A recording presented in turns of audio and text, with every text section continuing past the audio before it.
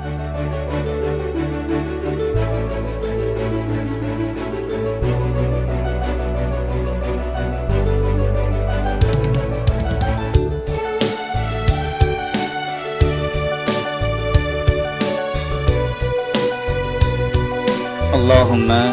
لك صمت وبك آمنت وعليك توكلت وعلى رزقك أفطرت فتقبل مني يا الله நான் உனக்காகவே நோன்பு வைத்தேன், உன் மீதே நம்பிக்கை வைத்தேன், உன்னுடைய உணவை கொண்டு நோன்பு திறக்கின்றேன், எங்களுடைய நோன்பை ஏற்றுக்கொள்வாயாக.